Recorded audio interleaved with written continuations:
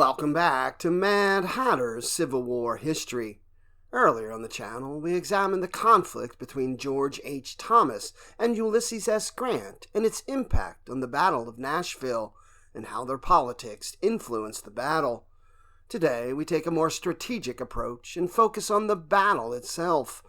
Today, we'll dive into the fascinating history of the Battle of Nashville, a pivotal conflict during the American Civil War. Fought on December 15th and 16th, 1864, this battle saw the Union forces, led by Major General George H. Thomas, decisively defeat the Confederate Army under General John Bell Hood. The weather and terrain played crucial roles in shaping the outcome of the Battle of Nashville. The battle took place in the midst of winter, with cold temperatures and muddy conditions that significantly impacted troop movements and strategies. The Union forces took advantage of the hilly terrain around Nashville, using it to establish strong defensive positions. Meanwhile, the Confederate troops struggled with the challenging landscape, which hindered their ability to mount effective offensives. Join us as we explore how these factors influence the strategies and decisions of both sides, ultimately leading to a decisive Union victory that marked a turning point in the American Civil War. Don't forget to like, comment, and subscribe for more historical insights.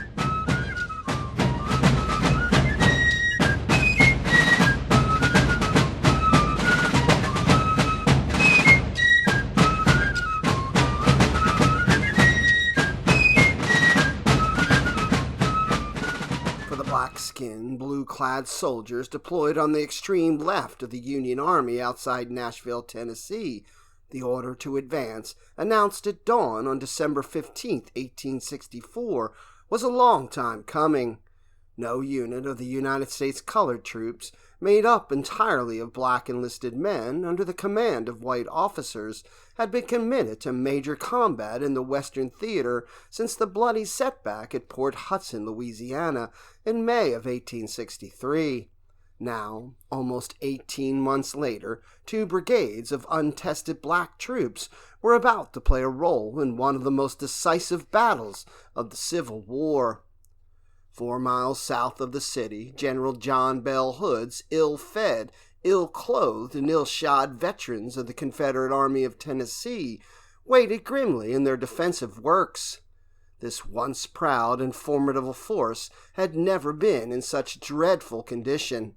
Still reeling from the horrendous physical and psychological trauma it had suffered in the catastrophic defeat at Franklin, Tennessee 2 weeks earlier, the army was so thinned, in fact, that it had only managed to extend a line of partially completed works 4 miles below the city, leaving sizable gaps between both flanks and the Cumberland River. If the battle-hardened veterans under Hood could achieve victory, an increasingly remote possibility, their stalled offensive into the namesake state could be resurrected. Accustomed to facing heavy odds, the renowned Confederate infantry, if victorious, could drive their defeated foes from Nashville, reclaim the capital city, and gain access to the vast federal supplies there. With his troops rested and refitted, Hood could then push north, threatening Kentucky and Ohio, his army ranks swelling with new recruits along the way. Union Major General William Tecumseh Sherman might have to abandon his punishing march to the sea through Georgia and return to the defensive. Threatened with the removal from command of the federal forces in Nashville for refusing to attack Hood immediately, Major General John H. "Pap" Thomas nevertheless continued his meticulous preparations, not only to defeat the rebel host in his front, but to utterly destroy it. Thomas needed time to organize and deploy his large and heterogeneous force, finding mounts for 1/3 of his 12,000-man cavalry, and gathering the necessary transports to conduct a vigorous pursuit of the enemy in the event they were driven back from the outskirts of the city. It was now December 1st. Major General John Schofield, the victor of Franklin, was safely inside Nashville with his 5 divisions, 62 guns, and almost 800 wagons. Other units were arriving daily to fill out Thomas's army. Hood had few options. He feared wholesale desertion if he retreated to regroup. He could attack Murfreesboro, 30 miles southeast of Nashville, where 9,000 Union troops under Major General Lovell Rousseau were posted in strong works. But Thomas could reinforce Rousseau with more troops than Hood had in his whole army. Attacking Nashville, one of the most heavily fortified cities on the American continent, was out of the question. If Hood managed to bypass Nashville and push north, he risked attack from flank and rear. When Hood arrived in front of Nashville, he adopted a tactic that Napoleon Bonaparte, the father of modern warfare, once called a form of deferred suicide, the passive defensive. Hood put his men to work putting up breastworks and waited for Thomas to attack him, while he prayed for the arrival of reinforcements. He implored his superior in Richmond to get General Edmund Kirby Smith to send troops from the Trans-Mississippi Department, but the chances of substantial reinforcements arriving in time to help Hood were remote at best. As the exhausted Confederate soldiers set about digging trenches and throwing up breastworks south of the city, to one private, the lines looked more like skirmish lines of a regular army than a regular army itself. Many of Hood's veterans had no overcoats or blankets, and their uniforms were in tatters. Those who had shoes, and as many as 1 in 5 did not, wrapped their worn boots in rags or gunny sacks.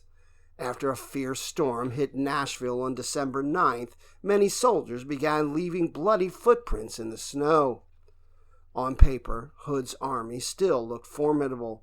3 corps, 9 divisions, 27 brigades. But after Franklin, the Confederate force in front of Nashville was down to about 23,000 infantry and 1,750 cavalry. Meanwhile, all the Federal units that would take part in the defense of Nashville had arrived safely. 3 veteran divisions that made up Major General A.J. Smith's 16th Corps were welcome when they arrived on November 30th after an arduous trek across Kansas from St. Louis. The garrison and quartermaster troops had now been augmented by militia units, new levies, convalescents, detached units, 3 corps of infantry from 3 separate commands, and finally a provisional detachment under Major General James Steedman that included 2 brigades of U.S. colored troops. Upon arrival by rail from Chattanooga, the 1st and 2nd Colored Brigades were assigned positions on Thomas's extreme left flank along a front that stretched from Fort Negley east to Lebanon Pike, close to the banks of the Cumberland River. Hood's army had barely arrived when Thomas began receiving an almost daily barrage of telegrams from Major General Henry Halleck in Washington and Lieutenant General Ulysses S. Grant 500 miles away in City Point, Virginia, urging him to attack and destroy Hood immediately. On December 6th, obviously not cognizant of the weakened condition of Hood's army, Grant wired Thomas, "There is great danger in delay resulting in a campaign back to the Ohio." He ordered him to attack at once. Thomas agreed, but the difficulties he faced convinced him that his army wasn't adequately prepared, and he decided to delay until at least December 9th or 10th. Grant, worried that a rebel thrust toward the Ohio River would embarrass him for allowing Sherman to march away from Hood's army, decided to relieve Thomas, but then changed his mind. By that time, both armies were literally frozen in place and unable to move, the result of a fierce storm that had covered the ground with a blanket of ice and snow. The storm halted construction of a line of wood and earthen forts, or redoubts, that Hood had ordered built along both sides of the Hillsborough Pike to shore up his weak left flank. On December 9th, Halleck wired Thomas that Grant had experienced much dissatisfaction at your delay in attacking the enemy. In reply, Thomas told Halleck, "I feel conscious I have done everything in my power. and that the troops could not have been gotten ready before this. If General Grant should order me to be replaced, I will submit without a murmur."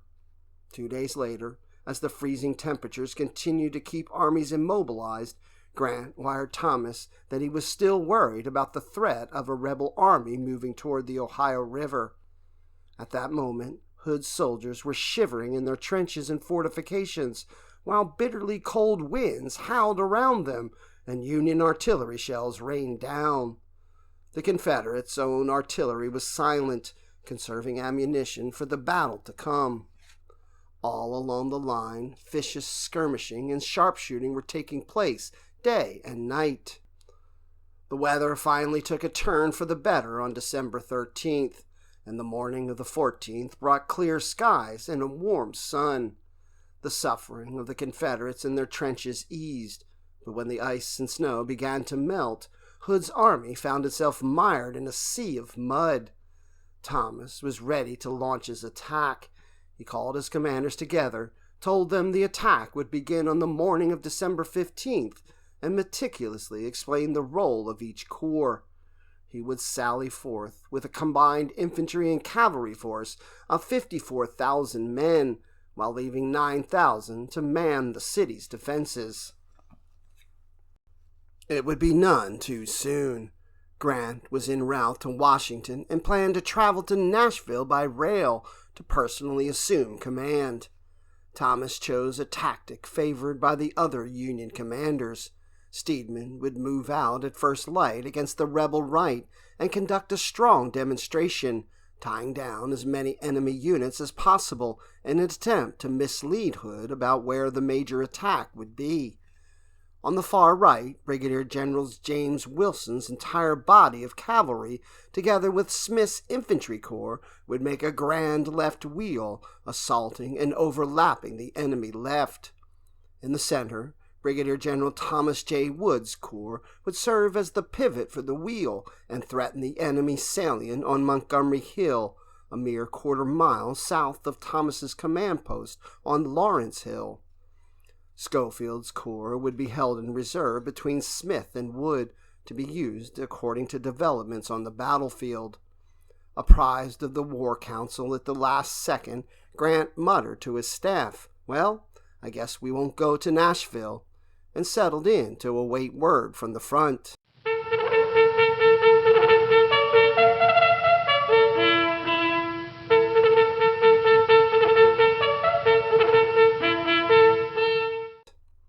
The morning of December 15th broke warm and sunny, but a thick fog obscured the field until late morning. The fog and uneven nature of the ground partially hid the movements of Steedman's units when they sallied forth on the left, 2 hours late, owing to the fog. The Union vanguard consisted of the 1st Colored Brigade under Colonel Thomas Morgan, the 2nd Colored Brigade led by Colonel Charles Thompson, and a motley crew of white convalescents, conscripts, and bounty jumpers under the command of Colonel Charles Grosvenor. Hood's right rested on a deep railroad cut between the Nolensville and Murfreesboro turnpikes. Rains Hill, astride the former, was an imposing terrain feature held by veterans of Major General Benjamin Cheatham's corps. A concealed lunette just to the east, across the tracks of the Nashville and Chattanooga Railroad, was occupied by 500 survivors of the late Brigadier General Hiram Granbury's Texas Brigade. From Nolensville Pike, Hood's line ran west across Franklin Pike, past Granny White Pike, to where Redoubt No. 1, the true salient of Hood's left, lay just east of the Hillsborough Pike. From there, the line refused at a right angle to Redoubt No. 2, also on the east side of the pike. The Confederate line stretched diagonally across the pike to Redoubts No. 3, 4, and 5. A division of Lieutenant General A.P. Stewart's corps was set behind a stone wall that ran parallel to Hillsborough Pike, constituting the extreme left flank of the Confederate works. A little after 8 a.m., Steedman's 3 brigades, 7,600 strong, and augmented by 2 batteries of artillery, advanced toward Cheatham's works, driving back the Confederate skirmish line. The brigades of Grosvenor and Thompson advanced directly on the main works, while Morgan's 3 regiments of 3,200 black troops moved out to the left directly toward the hidden lunette. When Grosvenor's columns came within range, they were shredded by withering artillery and musket fire, and fled in disarray out of range, where they were content to remain for the rest of the day. Next came Thompson's brigade, which received the same harsh reception and also stalled. The Confederate veterans, waiting inside the lunette, held their fire while Morgan's troops continued forward. When the black troops moved on to the cut and within range, the Texans rose and delivered a terrible volley of musket fire into their ranks. Southern artillery then let loose a torrent of shells, and fire coming from the works west of the cut caught Morgan's men in a deadly crossfire. Under such a pounding, Morgan's troops were forced to fall back. They quickly regrouped and reformed for another advance, as did the 4 regiments of Thompson's brigades. The black troops came on once more, only to be halted again. This went on for a good 2 hours. At 11 a.m., further advances were halted, but the attackers remained within musket range of the Confederate works and stayed in contact with Cheatham's right flank for the remainder of the day's fighting. The black units had done everything asked of them, suffering severe losses in the process. On the Union right, the corps of Wilson and Smith were delayed for some time while several divisions of infantry were being aligned properly. At 10 a.m., the commanders began moving their 2 corps, 7 full divisions in all, out of their works to initiate the grand movement of the day. Wilson's troopers, 9,000 mounted and 3,000 dismounted, moved out in a westerly direction, parallel to the Charlotte Pike. Then they wheeled to the left, crossed the pike, and moved southward toward Harding Pike. The first rebel forces Wilson's men encountered were the skirmishers of the understrength 700-man brigade of Brigadier General Matthew Ector, who was not present, having lost a leg at Atlanta. Hood had placed the brigade behind Richland Creek, between Charlotte and Harding Pikes, to provide some help to General James R. Chalmers' badly outnumbered cavalry brigades. Wilson's troopers advanced rapidly on Ector's small force, capturing a number of prisoners and wagons, but the bulk of the defenders fired off a couple volleys and then headed back toward the main Confederate works on Hillsborough Pike as ordered. Chalmers' outnumbered force put up a spirited defense of Charlotte Pike, holding back an entire division of Wilson's troopers, but it was simply too small to be much of a factor in the rest of the day's fighting. Smith's corps moved out simultaneously with Wilson's men. Bearing left, the corps moved across Harding Pike and advanced toward the rebel works, strung out along both sides of Hillsborough Pike. When reports began streaming in to Stuart about large movements on his left, he was well aware of what was happening. The enemy was trying to turn his flank. He immediately requested reinforcements. Hood ordered Major General Stephen D. Lee, whose corps had scarcely been touched, to send 1 division to Stuart, and ordered Cheatham to dispatch Major General William Bates' division to the left as well. As the 2 Union corps, more than 20,000 strong, moved forward across Harding Pike and approached the mile-long extension of the Confederate left along Hillsborough Pike, 3 of Hood's redoubts, 3, 4, and 5, nestled along the west side of the pike, came into view shortly before noon.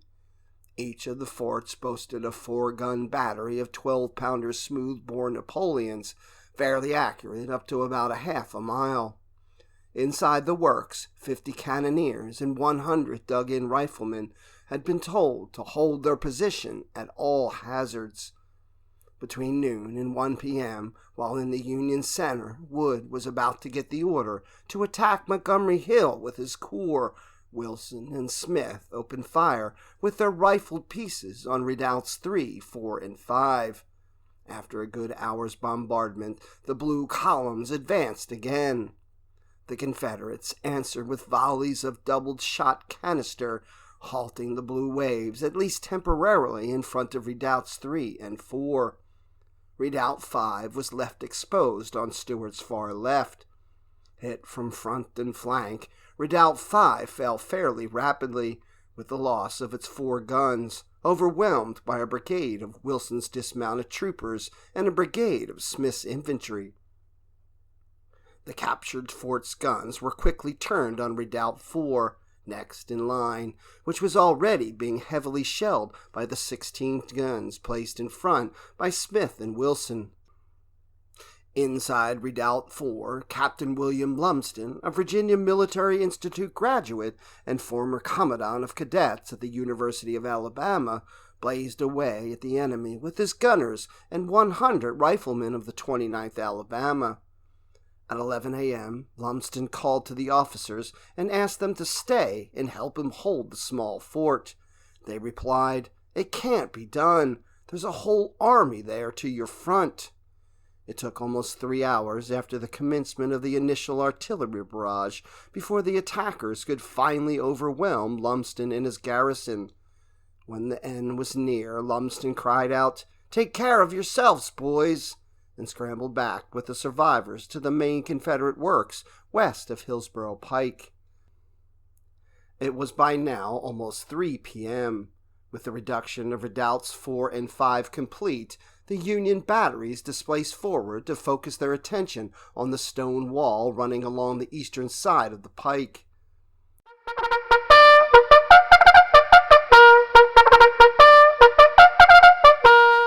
Hoping that Wilson could extend his attack even farther against Hood's flank and rear, and possibly even gain a foothold on the vital Granny White Pike, Thomas ordered Schofield to move up with his 2 divisions, held in reserve near the Union salient on Lawrence Hill, into the pocket between Smith's corps and Wilson's cavalry. This movement went off without a hitch, and soon Schofield's corps of about 12,000 men was in position to join the general attack, threatening to bury Hood's left along Hillsborough Pike. By early afternoon, it was almost time for Wood's anxious soldiers to play their part in the massive left wheel. All morning, the men of Wood's 4th Corps, the largest in Thomas's force at 16,645 strong, had waited near Lawrence Hill, while Steedman's corps moved out to their left and Smith and Wilson on their right. Almost all of the men were veterans of Franklin, where Wood had assumed command after Major General David S. Stanley was wounded. Still a brigadier, Wood was trying to erase what he felt was an unfair stain on his record dating back to the Battle of Chickamauga 15 months earlier, when he had to obey a faulty order to pull his men out of line immediately before the massive Confederate breakthrough. Now Wood's corps advanced on the rebel salient on Montgomery Hill, which was nothing more than a line of nearly empty works manned by a skeleton force of skirmishers. From his post on the near side of the valley, Wood marveled at the imposing sight of his attackers. At about 1 p.m., the pickets of Major General William Loring's division looked out from their trenches along the crest of the hill and spotted Wood's blue line coming up the slope toward them. A handful of butternut-clad infantrymen fired off a few volleys and then prudently headed for the rear. In a matter of minutes, Wood's legions came up and over the parapets and into the barren line of woods, capturing a small number of prisoners. The assault, although successful, had only driven out the advance forces of Stuart's corps. The main rebel salient at Redoubt No. 1 was still intact. While Wood was attacking, the fighting farther west continued unabated. Under an umbrella of artillery fire, Brigadier General John MacArthur's division advanced on the stone wall along Hillsborough Pike, routing the defenders with surprising ease. The 2 brigades there were reinforcements whom Hood had withdrawn at about noon from his center, and when they arrived, they had been placed on Major General Edward Walthall's left, opposite Redoubt No. 4. Walthall's 3 brigades had been taking a terrible pounding for several hours from the Union artillery and had been holding firm, but when the units on their left collapsed, they began to give ground as well. By now, Stuart could see disaster looming. 2 more brigades from Lee had come up, but they were little help holding back the blue wave that had breached Hillsborough Pike. A brigade of MacArthur's division advanced on Redoubt No. 3, and although the defenders there greeted the attackers with a fierce blast of grape-shot and canister, the Federals pushed forward and carried the fort and its 4 guns. When they began taking fire from the defenders on Redoubt No. 2, MacArthur's men stormed that fort and took it as well. After the successes of his initial attack upon Montgomery Hill, Wood realized that Redoubt No. 1, on a high hill to his front, was the crucial rebel position, and he brought up 2 batteries of 6 guns each to deliver a converging fire on the salient. The vital angle in Stuart's line, with Walthall's division to its left and Loring's to its right, was being held by a brigade under the command of Brigadier General Claudius Sears.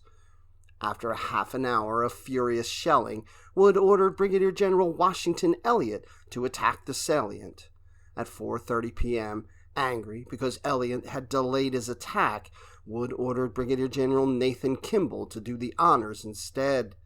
With darkness approaching, Kimball promptly sent his division forward, and within minutes it breached the crest of the hill from the northeast. The men of Elliott's division were close behind, as well as a brigade of MacArthur's coming in from the west. 4 guns and a number of prisoners were taken.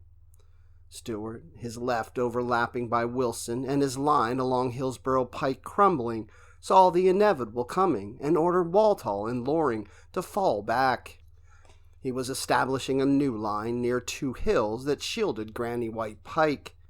While Stuart's corps was withdrawing in fairly good order, Colonel David Coleman's troops, cut off during the fighting along Hillsborough Pike, fell back to Shies Hill, where they were met by Hood, who told them to hold at all costs. Bates' division, which had arrived after marching over the right flank, was ordered into a defensive position on a hill north of Coleman's brigade. A division of Schofield's corps, hungry for action, came up and drove Bates' division off the hill, but when night fell, the fighting ended, and both armies bivouacked in place.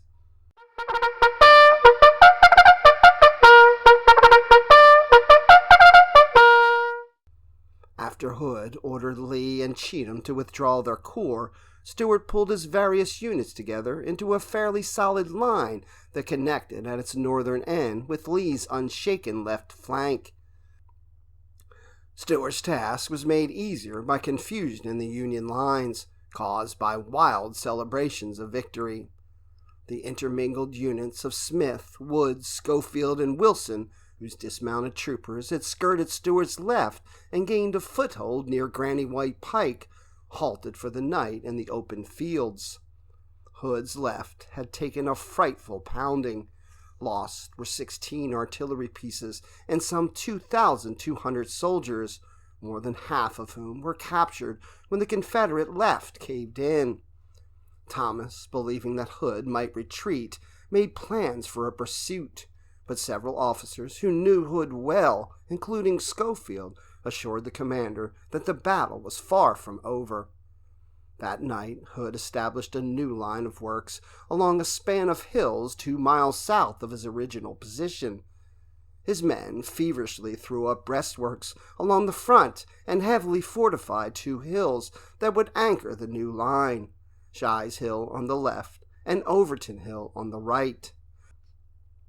Hood instructed Cheatham, whose corps moved from right flank to the left, to have Bates' division join Coleman's depleted brigade on Shies Hill.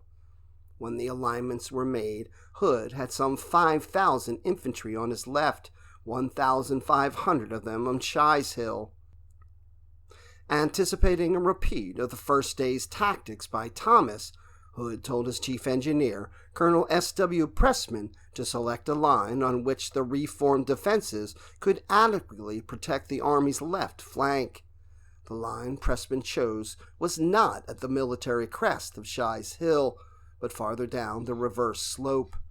If the Union attackers detected this flaw, they would be able to mass large numbers of troops in front of the hill, shielded from direct rifle fire for a massive assault.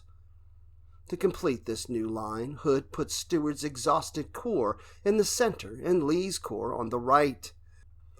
Two fresh divisions, those of Major Generals Henry Clayton and Carter Stevenson, which had seen only light action on the previous day and hadn't been committed at Franklin, dug in astride Franklin Pike on the crest of the Overton Hill. The line of Lee's right bent back sharply to the southeast of the pike. Thomas had decided to combine Wood's corps with Steedman's provisional division to batter Hood's right, in hopes of turning Hood's flank and gaining a foothold on the crucial Franklin pike. The assault by Steedman's brigade would be an all-out attack, unlike the demonstrations of the first day. At first light on the 16th, Wood advanced his corps toward Franklin Pike, pushing back the lines of rebel skirmishers. Wood put one division on the pike and one on its left. With his third in reserve, he began moving south toward the new rebel line. About a half-mile from Lee's new works, Wood's corps encountered a heavy enemy skirmish line in front of Overton Hill. He brought his reserve division into line, and the entire 4th Corps advanced, 3 divisions abreast, driving Lee's skirmishers back into their lines under heavy musketry and artillery fire. Wood then halted the column to await the major assault set for later that afternoon. At 6 a.m., Steedman had moved forward to find the rebel works to his front abandoned. He continued along Nolensville Pike, feeling for the new Confederate front, and took up positions between Nolensville Pike and the left of Wood's corps. There he remained until early afternoon, when he was ordered by Thomas to connect with Wood's left and prepare for an assault. Meanwhile, on the Union right, Wilson went into action at 9:30 a.m., intending to move his dismounted troopers forward, connect with Schofield's right flank, and hit the rebels on the hills to his front. But the wet, muddy terrain and unexpectedly fierce resistance halted Wilson almost immediately, and when Thomas rode over to confer, Wilson suggested that his entire body of cavalry move over to Hood's right and have a go at it there. Thomas refused. Other than the skirmishing on the Confederate right, no serious fighting took place until late in the afternoon. The morning hours were marked by an extremely accurate and continuous Union artillery barrage along the length of Hood's new line, with Shy Hill and Overton Hill taking especially heavy punishment. The Confederate smoothbores, fewer in number, were no match for the more than 100 Union rifled pieces that tore into the breastworks the gray-clad infantry had worked so hard to throw up the night before. Bates' division on Shies Hill suffered under a particularly galling crossfire from 3 directions. A short distance to the front, one of Major General Darius Couch's batteries was firing at them from almost point-blank range, and during the course of the day delivered a staggering 560 shells onto their works. During the morning and early afternoon hours, the Union troops on Lee's front launched a number of probing attacks. When it seemed that the fighting on his right might escalate, endangering his hold on Franklin Pike, Hood withdrew 3 brigades of Smith's division from their positions left of Shies Hill and sent them to support Lee on the right. This decision would come back to haunt Hood. By the time these troops arrived, the attack on Overton Hill had been repulsed, and there wasn't enough time for them to get back into position on Bates's left. Lee's front had been taking heavy and accurate artillery fire, but the bulk of Hood's artillery at Lee's rear answered back furiously. At about 3 p.m., with light rain falling, Wood felt the time was right to overrun Overton Hill. He sent his columns forward. The brigade of Colonel Sidney Post took the lead, with that of Colonel Abel Strait in support. Steedman's 2 U.S. colored troop brigades, 7 regiments in all, moved up on Post's left as the assault began. Wood's attackers reached the base of Overton Hill and moved steadily up the slope through a hail of Confederate musket, grapeshot, and canister fire. At the outer edge of the works, Post was wounded, and Lee's infantrymen rose in their trenches and delivered a terrible volley of musket fire that brought the advance to a sudden halt.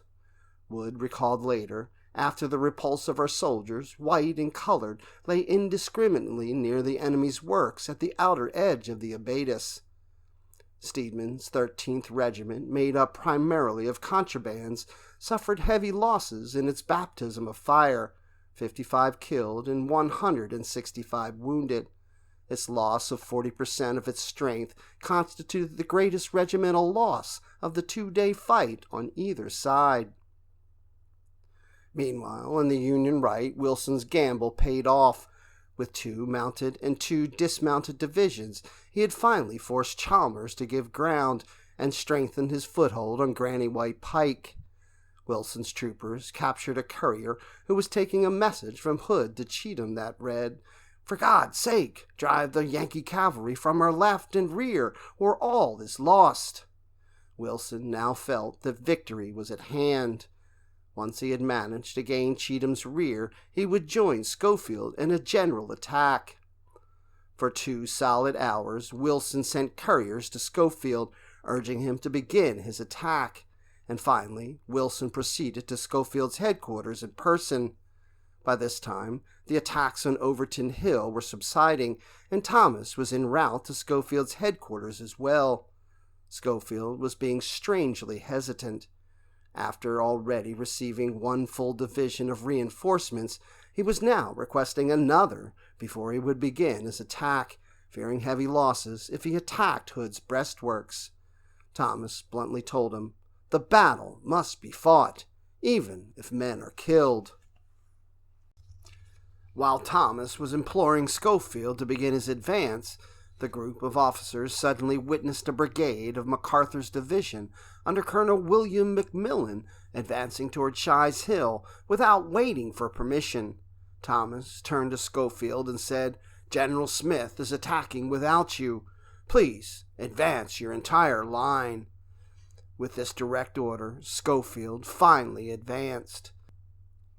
Cheatham's soldiers, battered by Union artillery, now faced corps-sized attacks to their front and flank.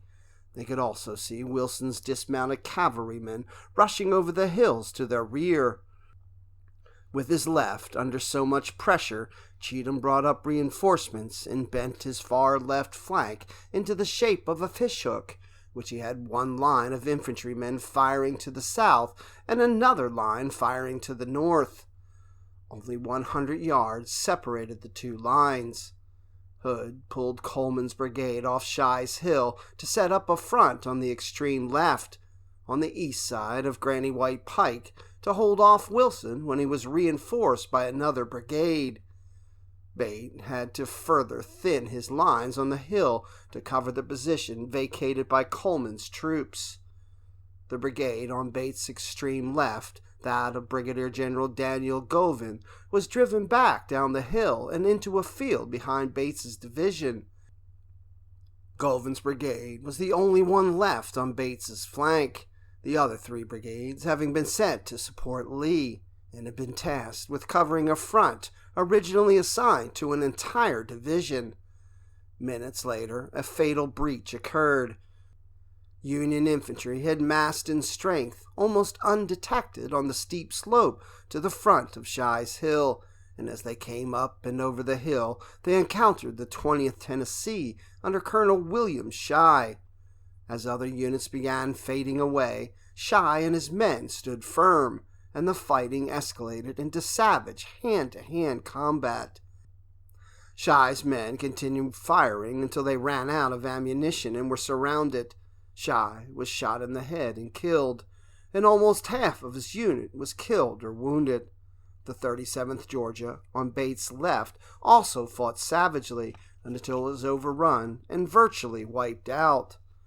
With Smith to their front, Schofield to their left, and Wilson coming up to the rear, Bates's men were buried under the weight of overwhelming numbers. All 3 brigade commanders were captured. The breach once made, Bate recalled later, the lines lifted from either side as far as I could see, almost instantly, and fled in confusion. Panic began to spread among Cheatham's units on the left and Stewart's in the center. Soon the bulk of Bates's 3 brigades turned and headed to the rear in full retreat. On the northeastern front, the men of Steedman's and Wood's corps, hearing the shouts of victory coming from the Union right, renewed their assault without waiting for orders, capturing 14 guns and hundreds of prisoners. The Confederate artillery commander, Major General Edward Johnson, was captured along with almost all of his division and the remaining guns. The collapse came so quickly that the battery's teams of horses couldn't be brought up quickly enough to draw away their guns. Watching from horseback, Hood was astonished. Only an hour earlier, his lines had been holding, his men in the center and right waving their battle flags in defiance. He had even decided on a plan to achieve victory the next morning. He would withdraw his entire army during the night and attack the Union left at dawn. Now, with full darkness approaching, Cheatham and Stewart had caved in, their men fleeing en masse from Franklin Pike, the only remaining avenue of retreat. Hood, Cheatham, and other officers tried to rally the panic-stricken troops, but it was useless. Everywhere the woods were full of fleeing soldiers, many of whom had dropped their weapons and packs to lighten their loads as they ran. When the Blue Legions approached Lee's corps along the pike and on Overton Hill, one division wavered and broke, and a second faltered. Lee heroically rallied a group of retreating soldiers for a stand behind the center of his line, and this small force checked the blue columns long enough to allow Clayton to withdraw his division and form it in the woods astride Franklin Pike, half a mile away. Both armies were now in motion, heading south. The drizzle turned into driving rain, mixed with the snow on the ground. Franklin Pike quickly became clogged with thousands of shaken soldiers, abandoned wagons, and riderless horses. Hood later wrote, "I beheld for the first and only time a Confederate army abandon the field in confusion." With the battle lost, Hood's task was to save as much of his army as he could. He sent Chalmers with his 2 depleted brigades to set up a barrier near Granny White Pike. Soon Wilson's 4 divisions arrived, and vicious hand-to-hand fighting ensued in the rain and darkness, lasting long enough to enable Hood to get the bulk of his army safely onto Franklin Pike and hit it south. Thomas arrived on the scene, miles in advance of the infantry. "Dang it to hell, Wilson!" cried the normally unflappable commander. "Didn't I tell you we would lick 'em? Didn't I tell you we could lick 'em if only they would let us alone?"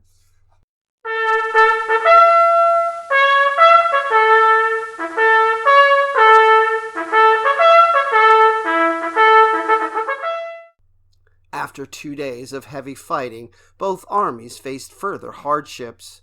In the coldest winter in Tennessee in decades, Hood's ragged army slogged through the rain, sleet, and snow, followed closely by Wood's infantry and Wilson's cavalry in a race for the Tennessee River. In his retreat, Hood was aided by 3 factors: inclement weather that turned the roads to mud, lack of forage for the Union pursuers, and the excellent rearguard actions of Lee, Chalmers, and the redoubtable Forrest, who rejoined the army at Columbia. Just as Thomas had been badgered to attack Hood without delay in the first days of December, now he was urged by his superiors hundreds of miles away to mount a vigorous pursuit to complete the destruction of the fleeing enemy. Grant, as usual, had nothing good to say. It wasn't long before he was telling his subordinates that Thomas was too slow to attack, not vigorous enough in pursuit. When Hood's dispirited army finally crossed the Tennessee River into Alabama on the night of December 25th and 26th, Thomas called a halt to his pursuit. The Confederate invasion of Tennessee was over, and the gallant Army of Tennessee would never again take the field as an effective fighting force. Despite what Grant and Halleck said, and would continue to say, about his alleged case of the slows, Thomas had won one of the most decisive victories of the entire war.